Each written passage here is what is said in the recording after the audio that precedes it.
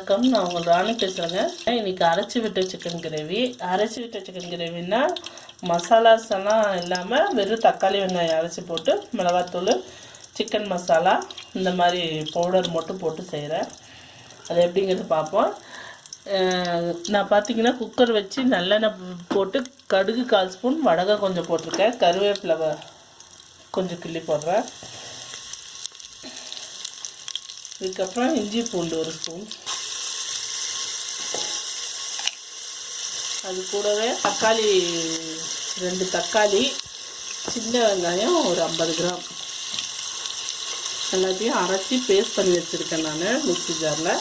இதையும் போட்டுக்குவோம்.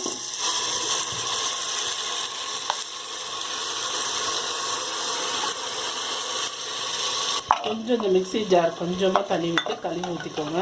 இந்த தக்காளி வெங்காயம் அரைச்சதை ரொம்ப ஈஸியாக சீக்கிரத்தில் செஞ்சிடலாம். அர்ஜெண்ட்டாக பண்ணணும்னா வீட்டில் மசாலா ஐட்டம் இருக்கா இல்லையான்னு தேடிட்டு இருக்க வேண்டாம், டக்குன்னு முடிச்சிடலாம். இது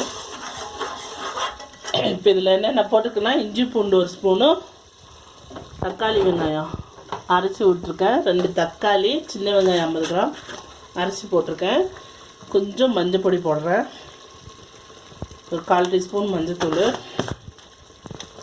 உப்பு கொஞ்சம் போடுறேன், அப்புறம் பார்த்துக்கிட்டு போட்டுக்குவோம். இப்போதைக்கு கொஞ்சம் போட்டிருக்கேன். மிளகாத்தூள் 1 ஸ்பூன், எவ்வளோ சிக்கனோ அதுக்கு அந்த அப்படி போட்டுக்கோங்க. நான் 1.5 ஸ்பூன் மிளகாத்தூள் போட்டிருக்கேன். 3/4 கிலோ சிக்கனு, 1 கிலோனா 2 ஸ்பூனாக போடணும். பெரிய ஸ்பூனாக இருந்தால் கம்மியாக போடுங்க, எனது சின்ன ஸ்பூன், அதனால் நான் 2 ஸ்பூன். நான் தான் சொன்னேன்னு நீங்கள் 2 ஸ்பூன் போட்டுறாதீங்க. என்கிட்ட இருக்கிறது சின்ன ஸ்பூனு, அதனால் நான் அதில் 2 ஸ்பூன் போட்டிருக்கேன்.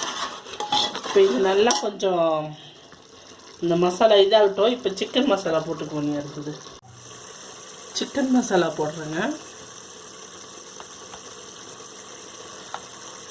ஒரு 1/2 ஸ்பூன் அளவுக்கு போட்டிருக்கேன். நான் 2 வித சிக்கன் மசாலா வச்சுருக்கறதுனால அது 1/2 ஸ்பூன், இது 1/2 ஸ்பூன், 1 ஸ்பூன் போட்டுக்கோங்க சிக்கன் மசாலா. பெரிய ஸ்பூன்லேயே நல்லா 1 ஸ்பூன் போட்டால் ஏன்னா கிரேவிக்கு அதுதான் சிக்கன் மசாலா தான் நல்லா இதாகணும். தக்காளி வெங்காயத்தோடு சேர்ந்து நமக்கு கிரேவி தேங்காய் அரைச்சி ஊற்றுறதில்ல. 1 ஸ்பூன் அளவுக்கு சிக்கன் மசாலா போட்டிருக்கேன். இப்போ இதில் எல்லாமே மசாலா எல்லாமே போட்டாச்சு. நம்ம நல்லா மிக்ஸ் பண்ணி விடுங்க. கொஞ்சம் தான் நான் தண்ணி சேர்த்ததில்ல, ரொம்ப தண்ணி சேர்க்கல. இப்போ இது கூட நம்ம சிக்கனை சேர்த்துக்குவோம். கழுவி வச்சு சிக்கன் எடுத்து போட்டுக்குவோம். நான் 3/4 கிலோ சிக்கனு,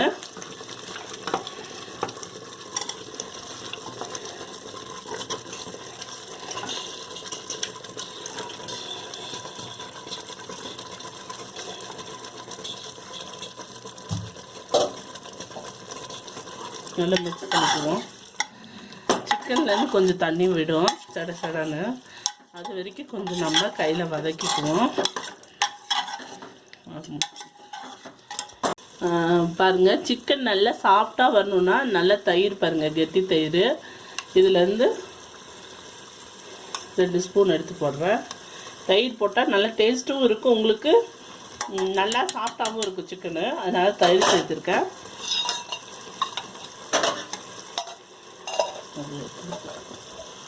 இப்போ நல்லா மிக்ஸ் பண்ணுவோம். அந்த சிக்கன்லேருந்து தண்ணியெல்லாம் வெளியே வரணும், அது வரைக்கும் கொஞ்சம் நம்ம அப்படியே வதக்கிட்டு அந்த தண்ணி வர வரைக்கும் கொஞ்சம் வெயிட் பண்ணுவோம். அதுக்கப்புறமா தண்ணி சேர்க்கணும்.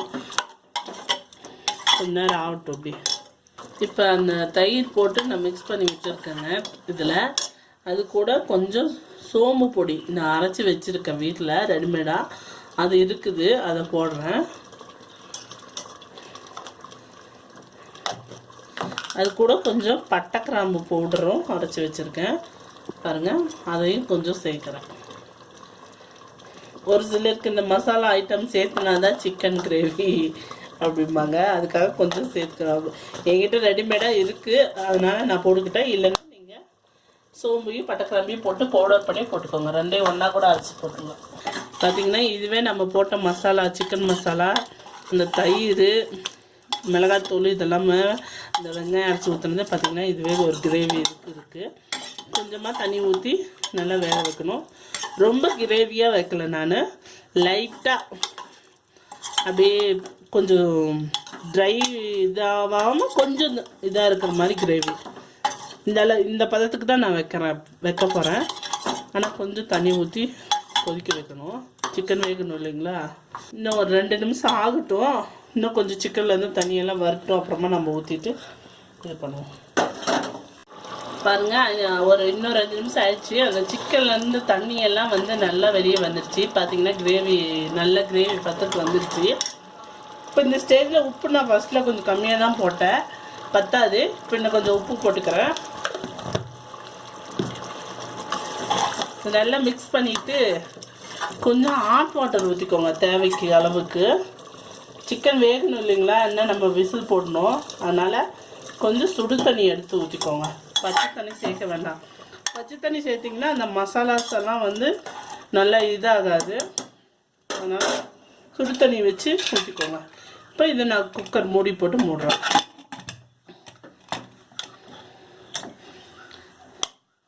நல்லா 2-3 விசில் வந்துச்சுன்னா சிக்கன் வெந்துடுங்க. வெந்ததுக்கப்புறம் நான் உங்களுக்கு காட்டுறேன். உங்களுக்கு கிரேவி எந்த அளவுக்கு தேவையோ அந்த அளவுக்கு தண்ணி சேர்த்துக்கோங்க. தண்ணியாக கிரேவி தேவைன்னா கொஞ்சம் தண்ணி நிறைய ஊற்றலாம். நான் கொஞ்சம் திக்காக தான் தேவை, அதனால் தண்ணி கம்மியாக தான் ஊற்றிருக்கேன். எவ்வளோனாலும் கொஞ்சம் சுடு தண்ணி வச்சு ஊற்றிக்கோங்க. நான் இது விசில் போனதை நான் உங்களுக்கு எடுத்துகிட்டு காட்டுறேன். போயிடுச்சுங்க, சத்தம் போயிடுச்சு, நல்லா சூடாக இறக்குச்சு. இப்போ குக்கர் ஆஃப் பண்ணுறோம். பாருங்கள் பாருங்கள், கிரேவி இதுவே எனக்கு தண்ணியாட்டம் இருக்குது. ஓகே, போதும். நல்லா சூப்பராக மணம் வருதுங்க, நல்லா இருக்குது. போதும் இந்த அளவுக்கு இருக்குது. இப்போ இதில் நம்ம ஏற்கனவே ஃபஸ்ட்டு தாளிப்பு போட்டுட்டோம், தேவையில்லை நீ தாளிப்பு.